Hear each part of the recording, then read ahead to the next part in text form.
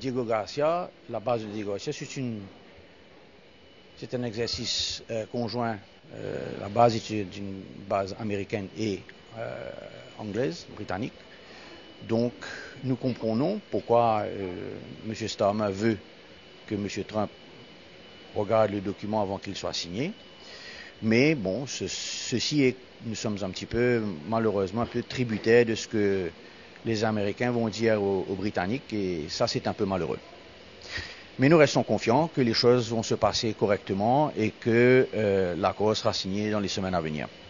Écoutez, les négociations n'étaient pas terminées. D'ailleurs, le docteur Mitaban, qui est présent ici, était encore à Londres, attendant que je revienne pour compléter les négociations. J'étais rentré à Maurice pour brief le Premier ministre et le cabinet sur les dispositions qui avaient été agréées avec les Britanniques, mais il y avait encore quelques petites anicroches, des loose ends to tie up, et c'est pour ça que je suis reparti rejoindre le docteur Mitaban, et Diren Deby aussi m'a accompagné pour ce dernier round de talk. Donc la délégation mauricienne que j'ai dirigée ces deux dernières semaines à Londres rentre aujourd'hui avec, je pense, le sens du devoir accompli.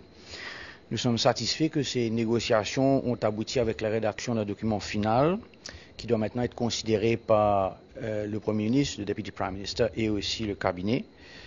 Le traité lui-même, en sa forme finale, pourrait donc être signé si tout le monde s'accorde les violons et sont disposés à signer le document. Donc les prochaines étapes sont extrêmement cruciales. Premièrement, le Premier ministre et le DPM vont être briefed lundi ou mardi, et par la suite, le Premier ministre décidera quand qu'il convoquera le cabinet spécial pour que le cabinet prenne connaissance des termes de ce traité et l'entérine.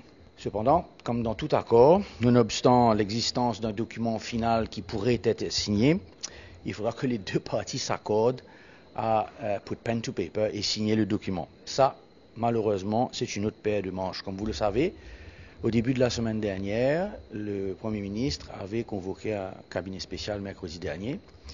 Et ce matin-là, ce mercredi-là, nous avons été informés que, en fait, les Britanniques avaient décidé de changer de direction, dans le sens qu'ils voulaient maintenant attendre l'avènement de M. Trump à la présidence ce lundi pour qu'il ait son administration ait le temps de, pour utiliser leur mot, look over and look into le document final avant qu'il ne soit signé.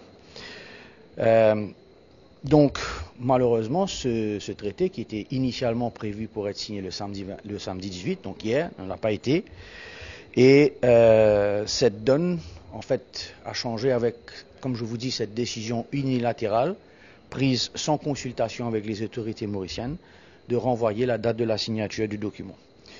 Il est vrai que, comme le Premier ministre l'a souligné, nous n'étions pas très chauds à signer très vite le document, car nous voulions avoir plus de temps pour voir et comprendre tous les aspects du document et négocier ce qu'on pouvait négocier. Cependant, aujourd'hui, nous sommes un petit peu à la merci de ce qui va se passer entre les Britanniques et les Américains. Et dans cette optique, les Britanniques ont cette semaine-ci insisté sur le commitment de signer cet accord. D'ailleurs, j'ai rencontré le sous-secrétaire d'État aux Affaires étrangères, Stephen Doughty, pendant la semaine. Et lui et l'Attorney General, Lord Hermer, m'ont tous les deux rassuré et m'ont demandé de rassurer l'État mauricien de leur commitment to sign this agreement. À partir de là, nous attendons à ce que les choses bougent dans les semaines à venir.